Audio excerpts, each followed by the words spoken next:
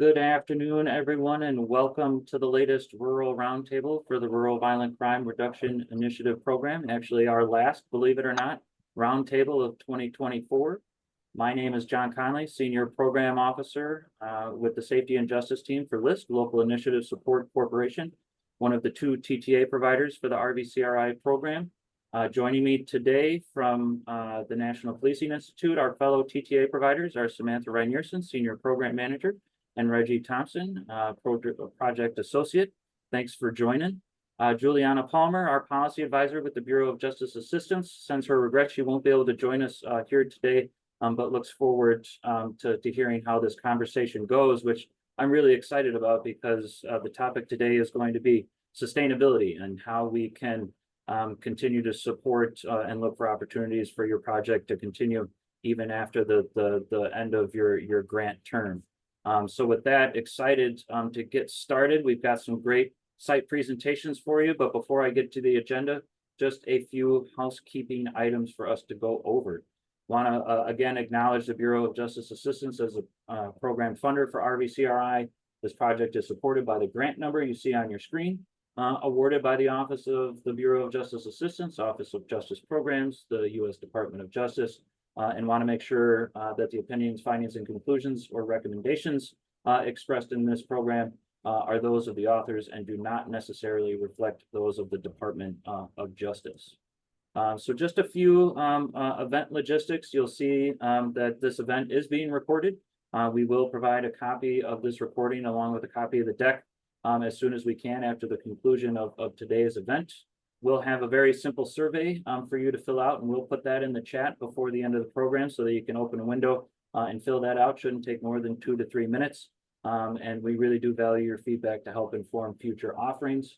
And wanted to flag that this will be a facilitated conversation. We have no guest speaker today, but we do have 2 guest presenters, fellow peer RVCRI grantees, and then we really want to open it up for what we hope will be a robust conversation around sustainability strategies and opportunities. So welcome everyone to not only use the Q&A that's open, the chat should be open, but I see a lot of people using the camera and the mic, so feel free to come off camera and ask questions of your presenters or of the TTA providers for the program.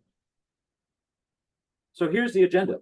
Just 2 grantee presentations today. First, we'll hear from Deputy Eric Scott from the Hancock County, Tennessee Sheriff's Office, followed by our friends from the United New York Police Department. And again, we want to save the rest of the time for facilitated conversation and Q&A. After that, we'll have a few brief announcements and then we'll wrap up. So with that, happy to turn it over to our first guest presenter, Deputy Eric Scott from Hancock County, Tennessee.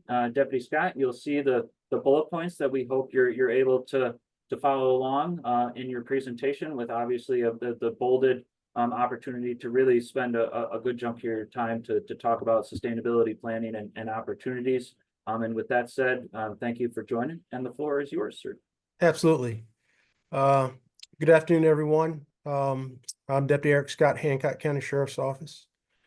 I guess I'll start with giving you all a little bit of background information about our Sheriff's Department. Hancock County itself is a small rural community in the mountains of Northeast Tennessee. We have a population of approximately 6,700 people in an area of approximately 222 square miles that we police and are responsible for policing. Our agency has 14 full-time deputies and 8 part-time deputies. We have a challenge of maintaining our personnel counts, our numbers, with hiring, I guess like everybody else right now in law enforcement. But our remote rural location does not have anything that draws individuals to this area. So most of our deputies are either homegrown or retirees from somewhere else. So on the retiree side, that means that they're older, 50 plus in age. But if you're looking for individuals that are reliable, that's what in this current situation we're dealing with, that we maintain our most reliable employees being older employees.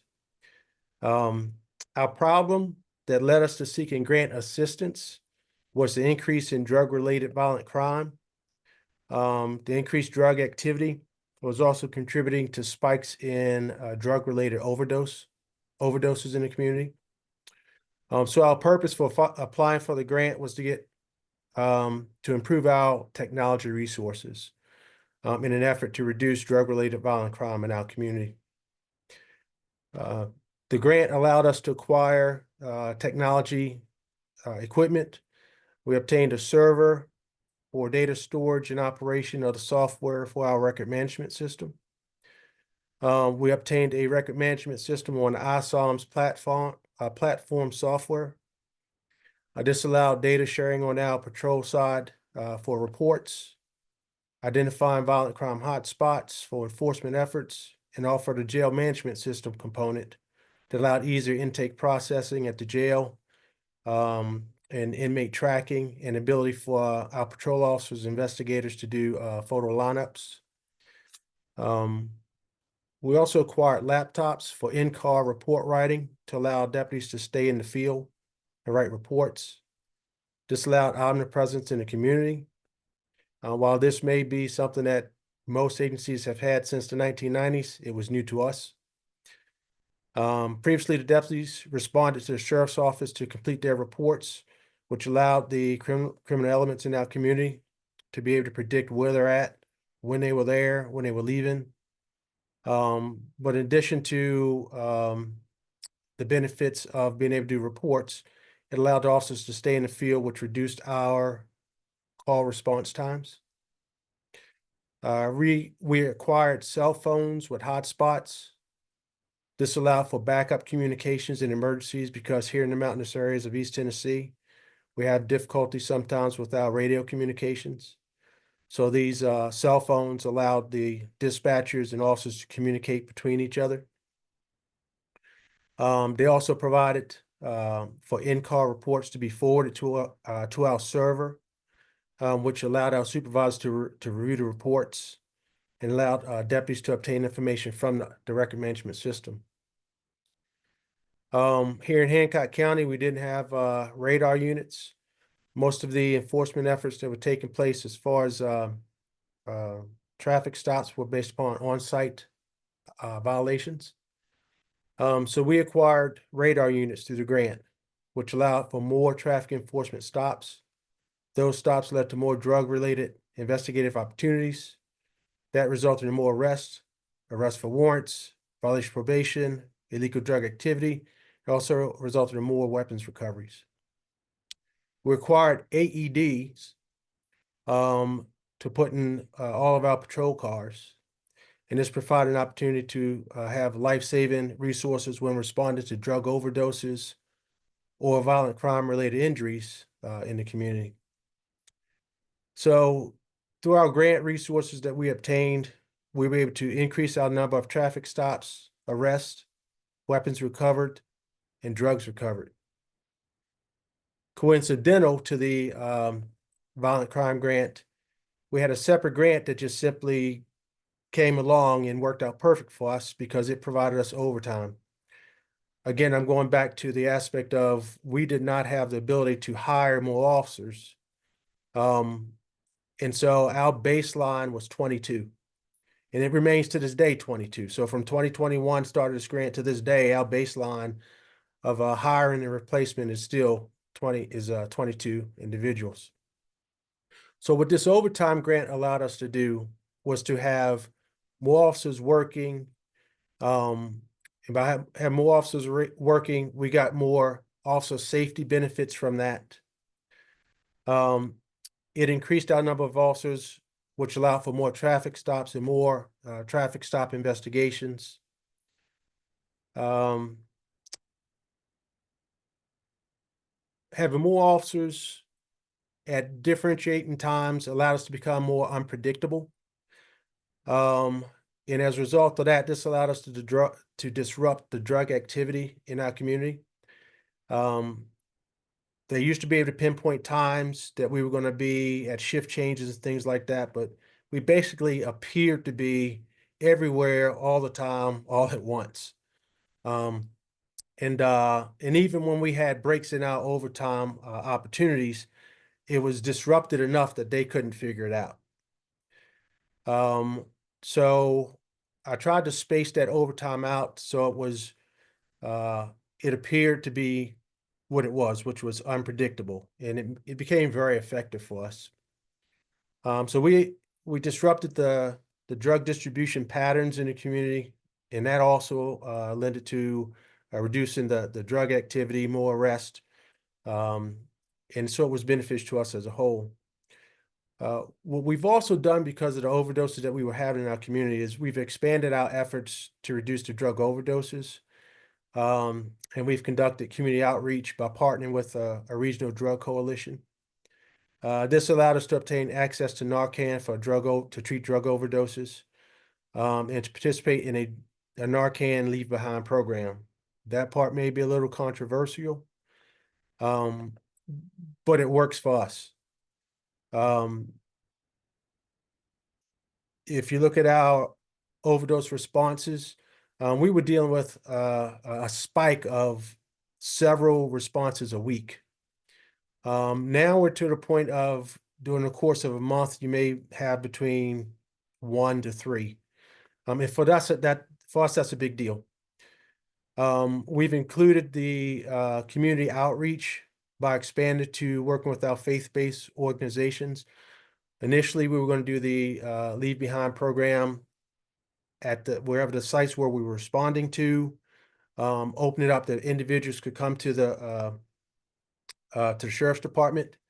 Well, people don't feel comfortable coming to the sheriff's department when they're obviously involved in or exposed to illegal drug activity.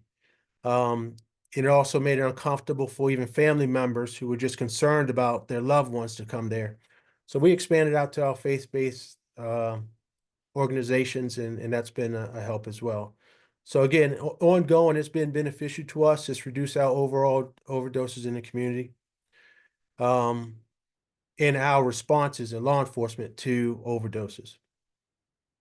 From the start of our program to our last reporting period, we averaged annually about our violent crime reduction about 35% annually, which is a big deal for us. It's impactful. It's noticeable. The members of the community come out and talk to us about it. They actually help us between the information we get from our records management system for hot spots to focus on. We also get a lot more feedback from the community members now about problems that they're seeing. So it's been beneficial all the way around for us. I will say that as far as, it's been very, very effective. But we did have some struggles along the way. Getting started, again, I start off explaining we had older officers. They were a little intimidated by our program and the technology and things along those lines. We had a little bit of resistance to that aspect of it, but how we overcame that is we partnered them with younger officers, and that were more tech savvy and helped them out. We've turned it around in that aspect, so it's been beneficial. I think that for us, for sustainability, we've learned that, again, we're not getting more personnel. So the most effective way, along with these technology upgrades and resources, is to seek out overtime opportunities, to continue with improving the appearance of having more officers than we do, the appearance of omnipresence. So that's what we're doing to continue our ongoing efforts for sustainability. If anyone has any questions. I was just about to jump in and say, please, fellow attendees, don't hesitate to come off of mute and ask Deputy Scott questions around his site's presentation, or feel free to throw those in the Q&A or chat. I'll just get started and say what a fantastic presentation, Deputy. And there's just a few things that kind of jumped out at me. Number one, you said it was coincidental, but leveraging other grant opportunities, right? And seeing Yes. how those opportunities can leverage the support you got through RVCRI, and not seeing or treating your RVCRI grant as a standalone project, but seeing how you can layer it with other opportunities. That's huge. And then what also was kind of music to my ears was the partnership piece, right? The technology as a force multiplier, absolutely, I think that's critical, but partnerships can be a fantastic force multiplier as well. And whether it's church-based organizations, faith-based, excuse me, or other community-based partners, that can be a sustainability piece as well. It just requires buy-in oftentimes between the respective parties, right? And so don't hesitate to lean into those community-based partnerships as well. I think that's a key sustainability strategy as well. But enough from me. Mike, I see your hands up. Please jump in. Yeah, I didn't want to interrupt you though, John. You could have kept going. But Deputy, great job on the presentation. I do have a question though.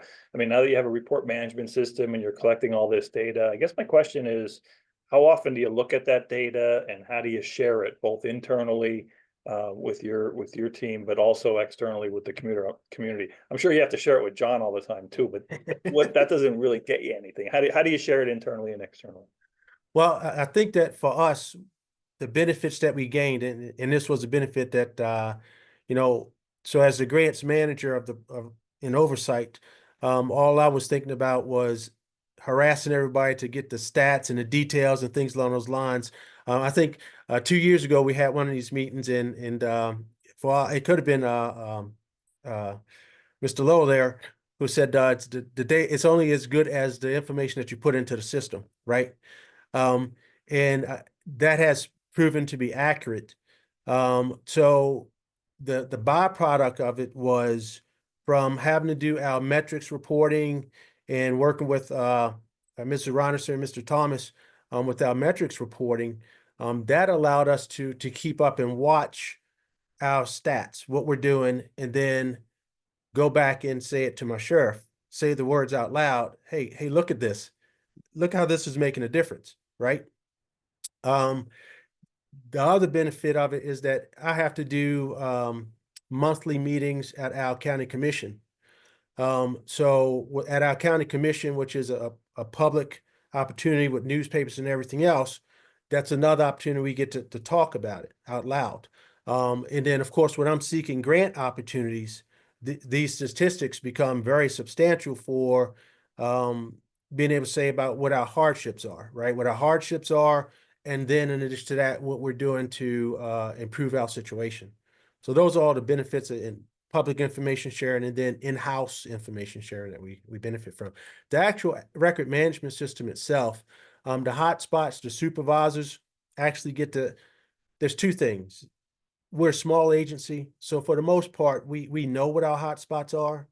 And the byproduct of the RMS system is that it confirms it, right? It actually can produce a pie chart that you can turn in and say, hey, look at this, to somebody else that's not living in our world, that, the people that are doing the law enforcement component of it.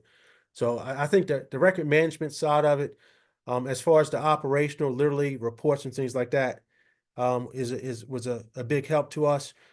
Where everyone really fell in love with the RMS system was on the jail management side. They came on board faster and understood it and started using it a lot faster than the law enforcement side. But the benefits of it is that it all works together. So the information that's coming in on arrest and that they're logging in, the officers can respond back to. They can research information on the officer side with limitations for investigative limitations wise. But overall, it's been beneficial to us. Appreciate the question, Micah, and the response, Deputy. Any further questions or comments for Deputy Scott before we move on to our second site presentation? Reggie, Samantha, anything to add from the MPI side regarding the support of Hancock County and their work? Good at the moment? Yep. All right. Yep. Very good. Well then, thank you so much, Deputy Scott. Appreciate that presentation. We'll move on to our second site presentation, and we have with us Chief Stephen Lowell and Sergeant Michael Burgess from the Oneida, New York Police Department. Again, Chief Sarge, you'll see the bullet points there. We hope to have you kind of highlight and summarize your work to date, but then heavy emphasis on what you see as sustainability opportunities and strategies for your project moving forward, and the floor is yours. Thanks, John. First, good afternoon to everybody, assuming that we're all somewhat in the same time zones. I'm Sergeant Mike Burgess from Oneida PD. I'm our CID sergeant. Chief Lowell is on here. He kind of took the initiative, obviously, to apply for and receive this grant. And then he entrusted me with kind of running with it and making it happen. So I'll give you guys kind of a quick breakdown. First, the city of Oneida. We are, I guess, our department is considered a medium-sized agency in New York, although most places we consider a small agency. When we're at full staffing, have 30 full-time sworn members from the chief down. We cover approximately 22 square miles that have, on average, about 11,000 people or so. We happen to be smack in between two larger cities, Syracuse and Utica, New York. I see that one of the bullet points is what prompted you to apply for the RVCRI funding.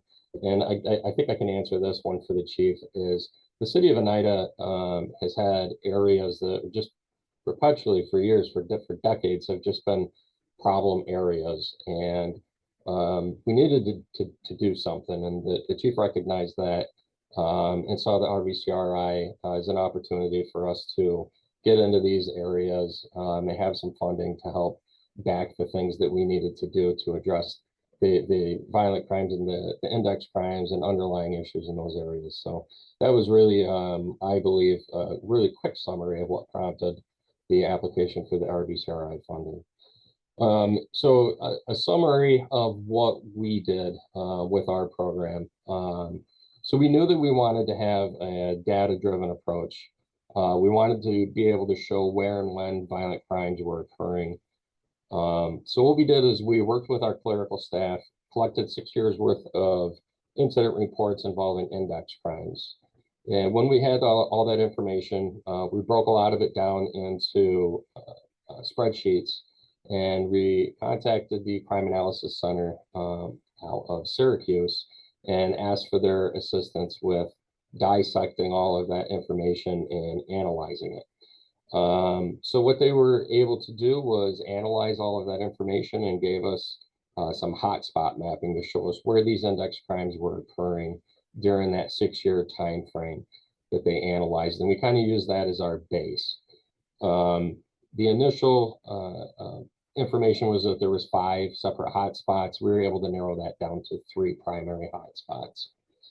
Once we had that information done, we deployed officers who were trained in CPTED into those 3 hotspot areas with the job of noting environmental issues which could be addressed. And I should throw this out there that LISC, John Conley and crew, actually created these CPTED videos for us. It was 4 very useful videos that actually used examples from the city of Oneida in the videos. And officers who wanted to participate in this, nobody was forced to do it. It wasn't one of those things where we went in and said, this is what we're doing and everybody has to do it. We went in there and said, look, we understand some of you might not want to do this. So the people who are going to participate are going to be people who actually want to have something to do with this and will put forth the effort. So we said, we want everybody who wants to be involved in this, they have to watch the 4 CPTED videos that LISC put together for us. So we put out a sign-up sheet, and officers who wanted to be involved in it, they went through and watched the videos. Once they watched the videos and had a better understanding of what CPTED was, then they went out into these hotspot areas with what we call dedicated deployments. So the officers, in addition to looking at the environmental issues, They also went door to door and they spoke with residents, employees, business owners, property owners, customers, basically anyone that they saw. And their job was to explain that we were making efforts to address problems in those areas and ask them what issues they saw in the area, and maybe give us some suggestions on how they felt those issues could be addressed.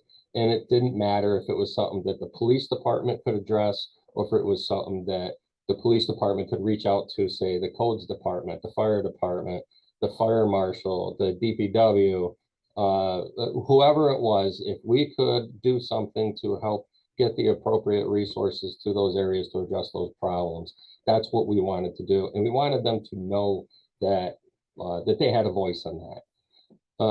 So we kept track of these things that the officers were going out and making notes of. And then we had a department with all the city heads, the city's department heads. And we basically said, look, this is a list of the issues that the people are seeing and that the officers are seeing. And these are the things that we need you to do. Our Parks and Rec department was fantastic about cleaning up a problem park for us, using a lot of SEPTED stuff. Our DPW did a pretty decent job of cleaning up things. Our codes department and fire marshal worked together to go tackle some problem properties. We said, all right, what else can the police department do? What can we use the RVCRI funding for? And so we had kind of off the cuff type things where we had a lot of businesses who were complaining about the amount of trash everywhere, and there's nowhere for people to put their trash. So we bought some trash cans and we put them throughout our downtown area where there were issues, and it cleaned it up. We had residents who lived in the apartments above the businesses who were complaining there's nowhere for them to put their bike. And every time they left it outside, it was getting stolen. So we bought bike racks and we put bike racks out in those areas so that they could have somewhere to lock up their bikes. We put in LED lighting in some dark areas. We put in some new surveillance cameras in some areas. We did a whole bunch of community enhancement type things along the lines of SEPTED. We also used some funding from LISC to create a new mobile app to improve both our social media use and to expand upon our communication and relationship with the community. We actually, the chief had some connections at Syracuse University's Newhouse School of Communication. So we went and met with 2 different classes on a couple different semesters and had them basically evaluate our relationship and communication with our community. And then we went and sat through their presentations and we implemented a lot of what they did. So we rebranded, we expanded from just Facebook to also include Instagram. We created a mobile app. We really are trying to expand our communication with our community. So we went back and we did a survey at the end of last year asking people, have they noticed any changes? Are there still continued problems? Things like that. So what we noticed was that people were noting that some of the biggest problems they were still noticing was mental health and substance abuse seemed to be some drivers of a lot of issues. And again, we wanted to have a data-driven approach here. So in order to confirm this, we provided the Crime Analysis Center in Syracuse with mental health related incident reports, as well as drug seizures for a 2-year period. And we asked them to map those 2 categories separately and then overlay them with each other and then overlay them with the initial map. And what that showed us was that there was, in fact, a very strong correlation of the geographical area for index crimes, mental health incidents, and drug seizures. So we said, okay, based on this information, we believe that if we were to go after these underlying issues of drugs and the underlying issue of mental health or behavioral health, that maybe in doing so, we could prevent violent crime from occurring in the first place. So once we had that data, this past January, we called a meeting with all the behavioral health specialists or professionals in the area, as many as we could from our city or immediate geographical area, and said, look, this is the mapping, this is the data, this is evidence in your face saying these are issues. What can we do as a group? Can we collaborate with each other and come up with a plan to tackle these underlying problems? And so we ended up basically creating a little bit of a team amongst the behavioral health professionals and us in the police department. Once we started doing deployments again, when the snow went away, we actually we invited the mental health and substance abuse specialists, the peer counseling specialists. We invited them out with us when the officers were going on deployment. And the deployments were 100% based on data. So we would tell the officers, look, according to the data, on Thursdays between 4 p.m. and 7 p.m., that's when these types of incidents are likely to occur in this specific area. So we want you there. We want you going there and knocking on doors. We want you asking people if there's issues. We want you offering up these services that are with you, provide them with educational materials.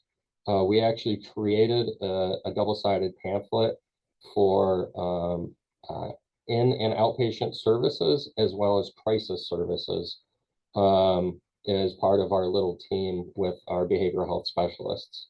And so that was being handed out along with all the stuff that the specialists were bringing out into the community as well. So we used it both as an intervention technique as well as an educational opportunity for the community. And in doing so, we also were able to build upon our desire to improve our relationship and communication with the community. So we continue doing that as far as boots on the ground, but we also wanted to get more feedback. So working with DCJS, and for anybody that's not from New York, it's the Division of Criminal Justice Services for New York State, and they basically oversee everything to do with law enforcement in New York State.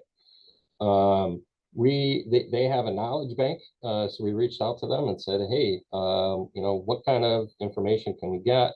They offer research partners and things like that in drug seizures, but it's important to note that that is because we knew where to go based on the data.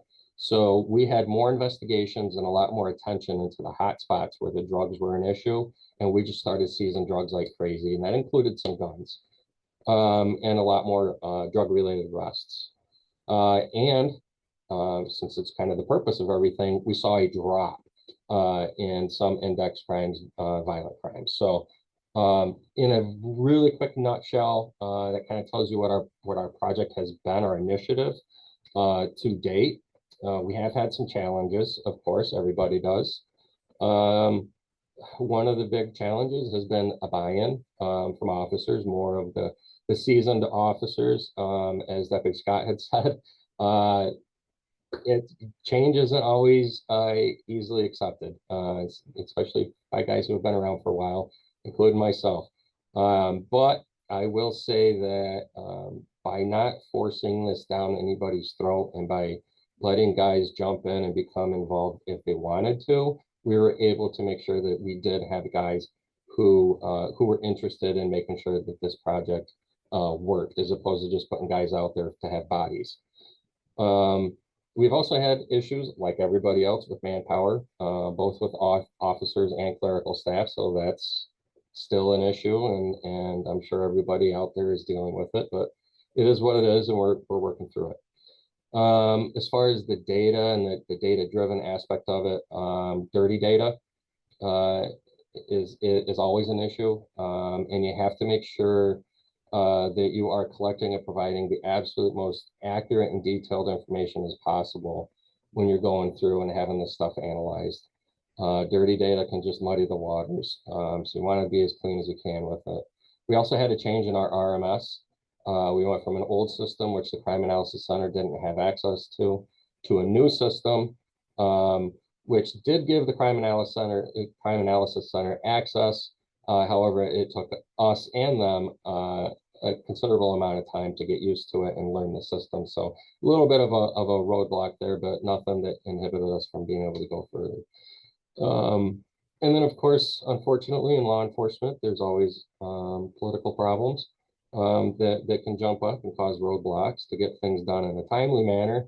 One of those guys who says, let's get it done now. Let's, we can do it right. Let's do it. And then 3 months later, I'm blue in the face.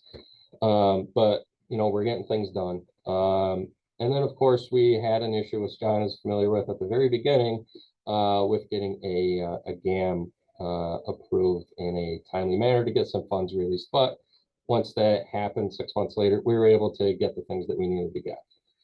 All right, so outside of challenges, let's look at sustainability, the purpose of this meeting. Actually, Mike, before you continue, I see there's a question that popped up that I want to have you tackle, because I think it's a great one. And this is from Julie, who's in Webster County, Iowa.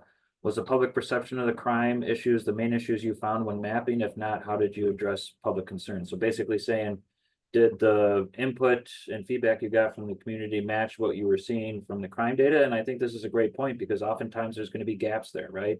Or there's differences. And if there are, how did you reconcile those differences? So really great question, Julie. Happy to throw that to you, Sarge, and thanks for the interruption. Yeah, absolutely. First, Julie, good to see you ladies again.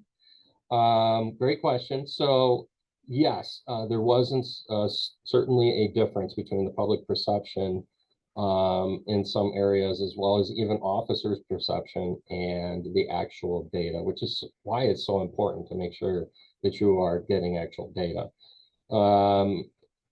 There were some issues there. Some things were perceived to be one way and they weren't.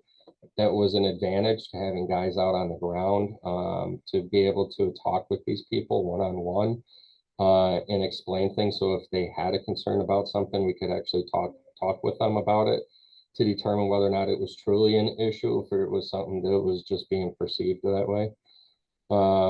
Fortunately, the mapping products that we were getting is something that we were immediately turning around and sending out to all of our officers, even if they weren't necessarily involved in the initiative. We sent those department-wide because we wanted everybody to know what was going on. So they had that at their fingertips as well. Now, one thing we have not done is we have not released any of that mapping data to the public. And there's a couple of reasons for that. First, we didn't want the public to know where the hotspots were. We didn't want it to skew anything that we were doing. We also didn't want there to be public perception, a negative public perception of certain areas of our city, especially if we're trying to fix them and revitalize them. So we are concerned about, if we were to release those maps, that we would end up with those issues. So we haven't jumped in on that. And then I see Chief Lowell has his little yellow hand raised there. Go ahead, Chief. So the other thing, a lot of this was based on hunches, gut feeling, and experience, which led us down the road initially to start looking at the data. And then in specific, when we were doing the community surveys, that was the specific task of the officers within the hotspots, was go out and get their feel and perception of crime. And so it correlated and was consistent with our crime stats, but it was also led us down the road to look at mental health and drug seizures, because that's what people were citing as what they felt was crime problems or issues within their area. So now that kind of took us down the direction to look and analyze our mental health and drug seizures. So I would say it's proportionate in that respect, and it was also guiding for us to address what they saw as concerns. I just wanted to add to that. So I'm gonna slide into the sustainability and kind of look into the future, if that's good. Okay. So we were fortunate to be awarded a second grant from the BJA Small and Rural Violent Crime Reduction. And we plan on using that to continue and expand upon our initiative under the RVCRI program. We have worked with our Crime Analysis Center to, instead of having an annual analysis, they're doing quarterly analysis for us. So we have that data a lot sooner, and we can act on that quicker. And that really brings me to strategy, is taking on more of an evidence-based, data-driven, problem-oriented policing type strategy. So we can create review and use the best available evidence to inform our decisions and ensure that our actions are effective. One thing that we used very heavily is the SARA model, and we have every intention of continuing to use the SARA model to scan, analyze, respond, and assess everything. We also plan on continuing professional partnerships. That includes the DCJS Knowledge Bank, our research partner at St. John Fisher University, maybe Syracuse University again, as well as partnerships with and stakeholders in our community. We're also going to continue working with and expanding upon our collaborations with our behavioral health providers. We're working right now on creating a more official team atmosphere with monthly meetings. We just went to the DCJS Public Safety Symposium in Albany, and I sat through a seminar, I guess you could say, from Lake Placid Police Department, way upstate New York, and they talked about a system that they use now where their officers are able to make behavioral health referrals directly to the specialists. And as soon as I got back, I started looking into putting that in place. And while we're working on it for the time being, our officers are now able to make referrals for any sort of behavioral health issue, mental health, whatever it be, to 2 different entities that includes mobile crisis to get those individuals the assistance they need a lot quicker. And we're going to work on expanding that. We're also going to continue using the surveys. So the very first survey that we did was a survey that we created in-house. The second survey we did was something that was created by our research partner at St. John Fisher University. So they actually created the survey, gave us the QR code. We went out and gave the QR code to the community, and then St. John Fisher University analyzed the responses and gave us kind of a breakdown. So we plan on continuing to use that, if not annually, maybe biannually. I don't want to overload or bog down the citizens, and then they won't want to do the surveys anymore. So we're also using our new mobile app and social media to expand our community relations and communication. So far, that's going pretty well. And we are actually exploring the possibility of maybe creating a community liaison officer position to really handle a lot of this stuff. So we'll see where that goes. Staffing can obviously be an issue with that. I'm actually in the process right now of creating a community meeting with our businesses, the business owners in our hotspots, to include also the Chamber of Commerce, mayor, city manager, council, because I want them to know what we're doing, why we're doing it, let them know what they could be doing on their own properties and why, and let them give us some feedback, maybe clarify some misconceptions or communication, and give them a voice to let them know that we are listening and that they do play an important role. Obviously, we're going to continue community environmental improvements. I've got I did a little digging, and I found a little extra funding through National Grid, and they're funding a new pocket park right in one of our hotspot areas. I believe the groundbreaking is next week. So we're getting that put in very quickly. And obviously SEPTED plays a big role in that as well. So we're trying to improve that neighborhood and that area of the community. But overall, we will continue to adapt as needed for the good of the community to be sustainable. And of course, continue networking with other agencies such as you guys, everybody here, who are engaged in similar initiatives.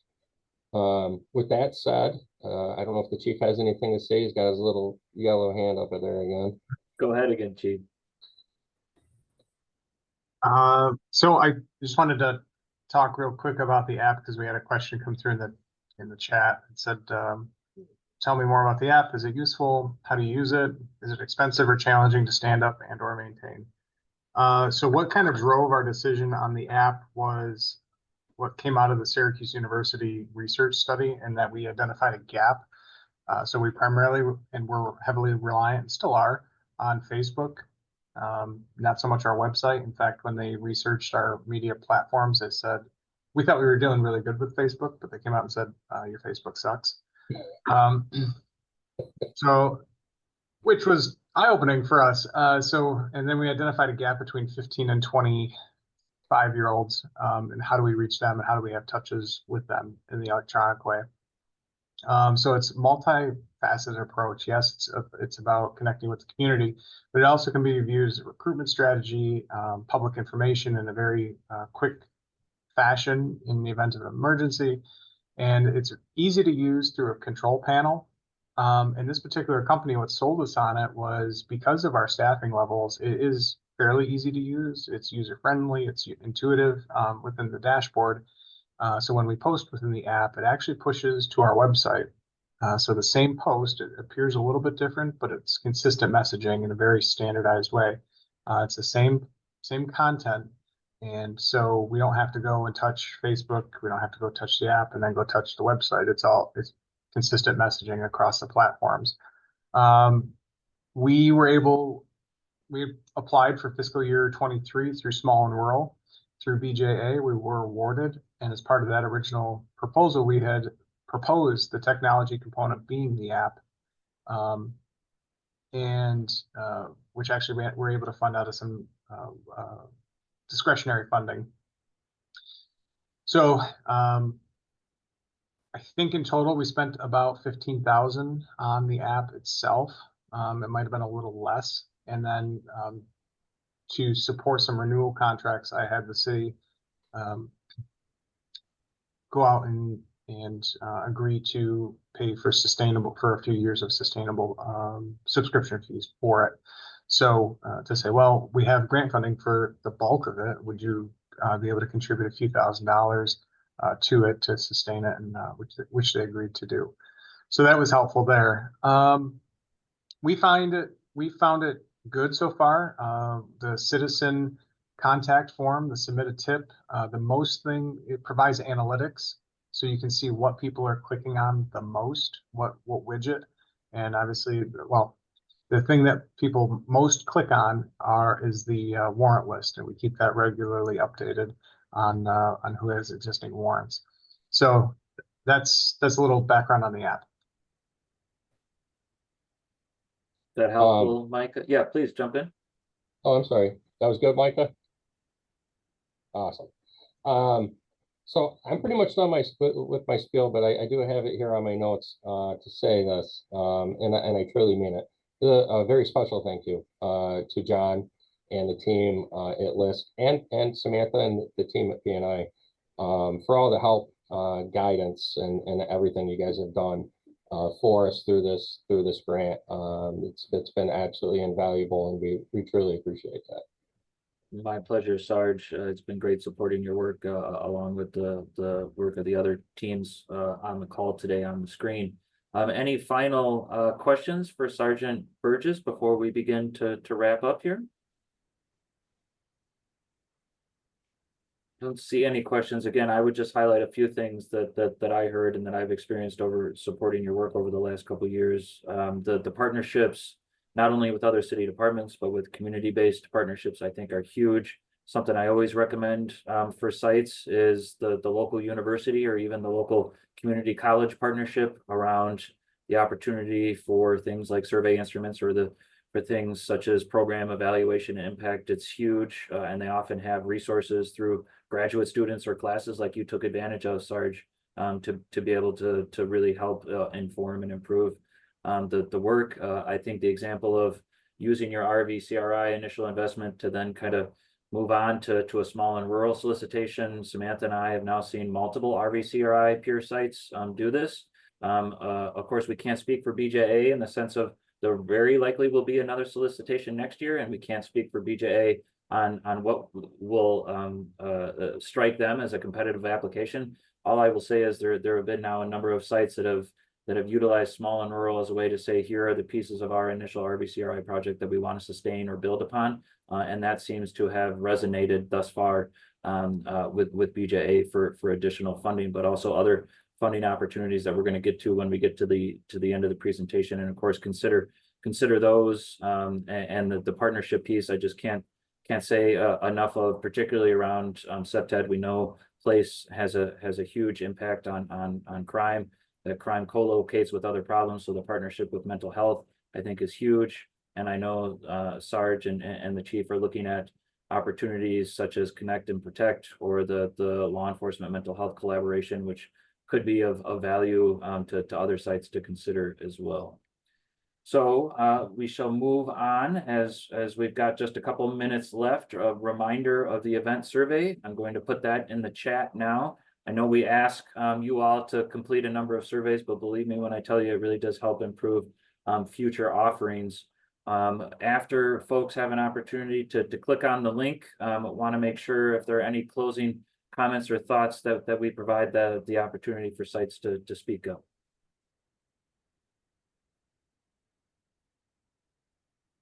Hearing none and seeing none.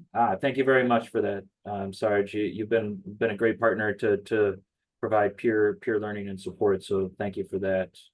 We'll go to what's next, and there is an upcoming MPI-led webinar, and so I'm going to very quickly allow my colleague Samantha to talk briefly about that. Sam? Thanks, Sean. Sorry, y'all. I've been a little quiet. I've lost my voice this week at IECP, so I'm trying to save you from this. But our next webinar is on November 21st, and kind of related to sustainability. We're going to be talking about resources that are available for you all out there. That's at the federal level, the state level, and the local level, whether that's training, grant programs, additional funding, subject matter expertise, things like that. So if you're available November 21 at 2 p.m. Eastern, I'd go ahead and block that time on your calendar. Those invites will be coming out shortly, but we'll have representatives from LISC on the line, COPS office, BJA, the Federal Law Enforcement Training Center, and the National Center for Missing and Exploited Children. Thanks so much, Sam. I think that's going to be a great opportunity for sites to hear more about resources, and actually a great segue into our last slide. And again, we're going to make a copy of this deck and a copy of this recording available to you all as soon as we can get it up on the website. We do have sustainability planning resources on the main RVCRI page, including a toolkit that now accompanies the previously developed checklist. So we encourage you to take a look at that and then follow up with your TTA provider on questions. And then additional funding opportunities. You'll see the Office of Justice Programs, the Bureau of Justice Assistance, the COPS office that Sam referenced, community-oriented policing services, and then finally the state administrative agencies overview. And I just want to take a second and highlight this, because we heard about this from our friends at Oneida, and they're engaging the Division of Criminal Justice Services, which is the state of New York's state administering agency. These are agencies, one in each of the 50 states, that receive formula grants from the Office of Justice Programs for a number of programs. Edward J. Byrne Justice Assistance Grant, or JAG grants, are just one example. But then those state agencies determine how to allocate those resources once received from DOJ throughout their communities. So if you have not yet engaged your state's administrative agency, really encourage you to take a look. There's a listing through OJP on their website with great contact information, and really encourage you to follow up if you don't have that developed relationship. Really encourage you to take advantage of that opportunity and that resource.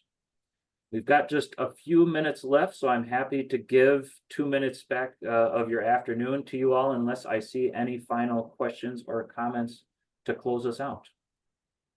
Yeah, if I may, John. Yes, please, Chief. I just want to say hello to everybody and thank y'all for all the information you're giving. I'm fairly new. I just took over my police department in Fort Valley, Georgia. And I'm really, really motivated to be a part of this team right here. Because since taking over as the police chief here, I've identified a whole lot of strategies that we need to implement into our community the same way each and every one of you are trying to do. And listening to each and every one of you, Deputy Scott, is that correct, Deputy Scott? Sergeant Burgess and Chief Lowell, to include you, John and Samantha. I want to really thank you because a lot of this is new to me. Unfortunately, we had some separation when I took over with some employees here. So I'm trying to play catch up as quickly as I possibly can. So I'm listening very well to each and every one of you so that I can jump on board as quickly as possible. And I may be reaching out to some of you just to kind of get guidance so that we can continue moving forward. But I do want to sit there and say, since taking over here at the Fort Valley Police Department, based on my experience, education, and knowledge that I brought here, we've put a lot of boots on the ground. And we have reduced our murder rate by 50%. From the previous year. And I'm trying to bring that down even more. So I'm really, really interested. We're having a lot of recruitment problems, in the area to bring officers into the department that with competitive salaries compared to our neighboring agencies. And those are part of our struggle, amongst other things that I've heard you guys talk about, that we're experiencing the same issues here. So I see it's across the nation. And I want to thank each and every one of you for your support, for your knowledge in this grant program. And I look forward to continuing to work here in the very near future with y'all. Thank you so very much for those comments, Chief Flores. Much appreciated, and I hope to see you on the MPI-led webinar on the 21st, because I think those are going to be some great resources for you to continue the work that you've articulated. So thank you for that. And we'll actually, Chief, with that, allow you to have the final word, because I see we're at 3 o'clock Eastern, 2 o'clock my time. What a great conversation, everybody. Thank you so much for your participation and taking the time out of your busy schedules. Really appreciate our speakers and partnership with MPI. And with that, we stand adjourned. Thank you all for your time. Have a great rest of your afternoon. Goodbye.